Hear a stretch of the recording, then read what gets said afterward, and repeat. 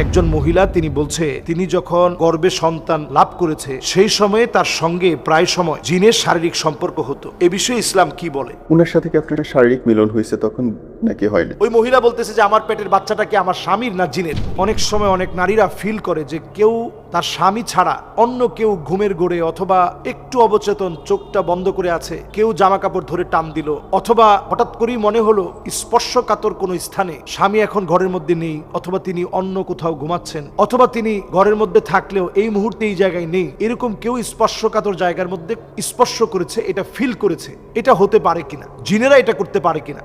হ্যাঁ, এক্ষেত্রে এটা 100% সত্য, জিনেরা এটা করতে পারে। এবং জিনদের মধ্যে যারা দুষ্ট প্রকৃতির তারা মহিলাদেরকে খুব খেয়াল রাখে যে মহিলারা যখন চুল ছেড়ে ঘুমায়, এটা খুব ভালোভাবে আমাদের খেয়াল করা উচিত। একেবারে আপনি যখন চুলগুলো ছেড়ে ঘুমাচ্ছেন, মাছের হাড় কাটা অথবা মুরগির হাড় এগুলা সব আপনি ফেলে দিলেন পানির মধ্যে ফেলে দেওয়ার পর আপনি এবার যখন জিনের খাবারের মধ্যে আপনি পানি ঢেলে দিলেন, সে যখন খেতে পারলো না, পকারান্তরে সে আপনার ক্ষতি করার চেষ্টা করবে। খুব স্বাভাবিকভাবেই জিন আপনার ক্ষতি করবে। এই যখন ক্ষতি করার চেষ্টা করবে, ধরেন অনেক সময় স্বামী কাজটা করেছে, পানি ঢেলে দিয়েছে, জিনের কাছে খুব খারাপ লাগলো, বিরক্ত লাগলো যে আমার খাবারটা নষ্ট করলো। স্বামী আবার ওই দিন সুন্দরভাবে ফজরের নামাজের পরে সূরা ইখলাস পড়েছে, ফালাক পড়েছে, নাস পড়েছে, এরকম 3 বার পরে শরীরটাকে বন্ধ করে নিয়েছে। কিন্তু স্ত্রী তিনি এখন হায়েজা অবস্থায় আছে, অসুস্থ অবস্থায় আছে, তিনি কিছুই পড়তে পারে নাই। চুলগুলো একেবারে খোলা মেলা রেখে সতরটা অনেকটা বের করা, কারণ মহিলাদের ঘরের ভিতরে তো স্বামীর সামনে অনেক ধরনের পোশাক পরা যায়, কিন্তু আপনি এই জাতীয় পোশাক পরে রাখলেন। একদিকে আপনি হায়েজা অসুস্থ অবস্থায় আছেন,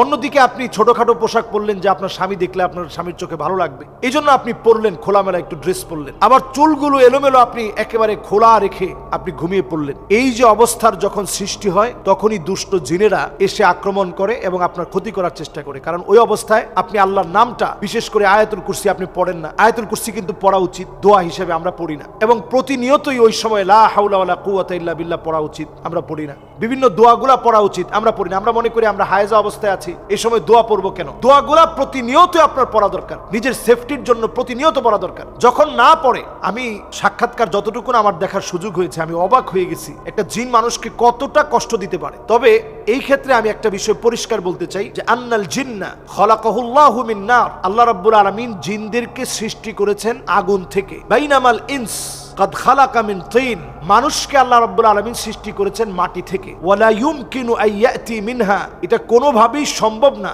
আইয়াতি মিনহুমা খালকান তাজতামিউ ফিহি সিফাতুল ইনস ওয়াল জিন, এরকম কোন সন্তান জন্ম নিবে না যার মধ্যে মানুষ এবং জিনের উভয়ের কিছু বৈশিষ্ট্য ঢুকে গেছে, এরকম কোন বাচ্চা জন্ম নিবে না। এজন্য আমি ওই বোনকেও জানাতে চাই, যিনি এই এপিসোডটা ছেড়েছেন, তাকেও জানাতে চাই এবং দর্শকদেরকেও এটা শুনিয়ে দিতে চাই যে আপনার গর্ভে যে বাচ্চা, ওই মহিলা বলতেছে যে আমার পেটের বাচ্চাটা কি আমার স্বামীর না জিনের। জিনের পক্ষ থেকে বাচ্চা হওয়া এটা একেবারে অসম্ভব। কারণ আল্লাহ রাব্বুল আলামিন আমাদেরকে সৃষ্টি করেছেন মাটি থেকে, জিনদেরকে সৃষ্টি করেছেন আল্লাহ রাব্বুল আলামিন আগুন থেকে। দুয়ের মধ্যে অনেক সময় স্পর্শ হতে পারে, সে আপনার স্পর্শকাতর জায়গার মধ্যে ক্ষতি করার জন্য, নানাভাবে আপনাকে ডিস্টার্ব করার জন্য, ব্যথিত করার জন্য হাত দিতে পারে, স্পর্শ করতে পারে। এতে করে আপনি ঘুমের মধ্য থেকে যখন জাগ্রত হলেন, স্বাভাবিকভাবে কিছু দৃশ্য আপনার কাছে এমন মনে হতে পারে যে কিছু একটা হয়েছে, অথবা সে অন্য কোনোভাবে তার নিজস্ব মধ্য দিয়ে নিজের যৌন চাহিদা চরিতার্থ করতে পারে ভিন্নভাবে। আপনি ঘুম থেকে উঠে দেখলেন আপনার চারপাশে কিছু আলামত, কিছু দৃশ্য দেখে আপনি মনে করলেন যে মনে হয় আমার সাথে শারীরিক একটা সম্পর্ক হয়েছে। আসলে কোনো শারীরিক সম্পর্ক জিন এবং মানুষের ভিতরে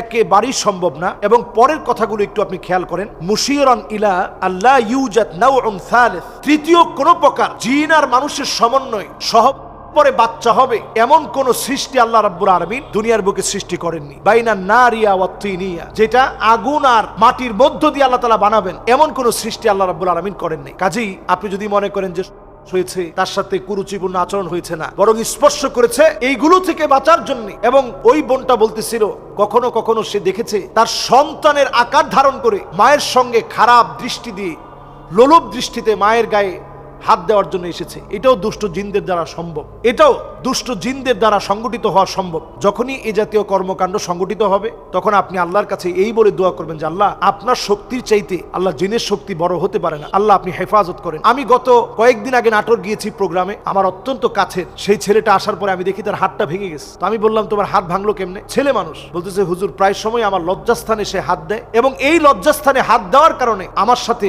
জাগ্রত অবস্থায় আমার সাথে বেশ দস্তাদস্তি হয়। দস্তাদস্তির এক পর্যায়ে আমার এই হাতটা ভেঙে যায়। তো আমি বললাম যে জাগ্রত অবস্থায় না ঘুমন্ত অবস্থায়? বলতেছি হুজুর আমার কাছে মনে হচ্ছিল জাগ্রত অবস্থায়, আবার আমি সেই সময় ঘুমায়ও ছিলাম, ঘুমের মধ্যে একটু অবচেতন হয়েছি, এমন একটা সময় এই ঘটনা ঘটেছে। এরপরে তার হাত ভেঙেছে, আমি আমার নিজের চোখে দেখছি, একেবারে ব্যান্ডেজ করা, এবং দৃশ্যগুলো আমাকে দেখিয়েছে। তো এই জাতীয় কর্মকাণ্ড হতে পারে, তারা অনেক সময় বিভিন্ন আকার আকৃতিতে মানুষকে ভয় দেখাতে পারে। এই জন্য আমরা যখন ঘরে প্রবেশ করব, আমরা সালাম দিয়ে প্রবেশ করব। আসসালামু আলাইকুম ওয়া রাহমাতুল্লাহ বলে আমরা প্রবেশ করব। বিসমিল্লাহির রহমানির রহিম বলে প্রবেশ করব। ঘর থেকে যখন বের হব তখন আমরা বিসমিল্লাহি তাওয়াক্কালতু আলাল্লাহ বলে ঘর থেকে বের হব।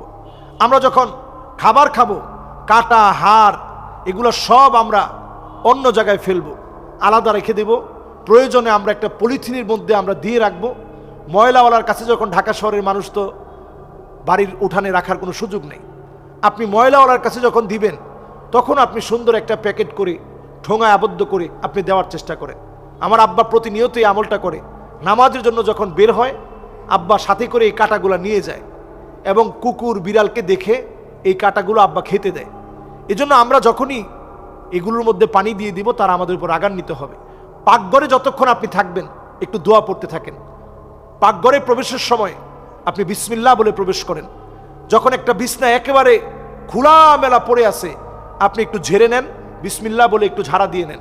বারান্দায় যখন আপনি সন্ধ্যাবেলায় যাচ্ছেন, আপনি বিসমিল্লাহি তাওয়াক্কালতু আলাল্লাহ বলে আপনি বারান্দায় যান, এবং সন্ধ্যার ভিতরেই কাপড়গুলো আপনি উঠায় নিয়ে আসেন।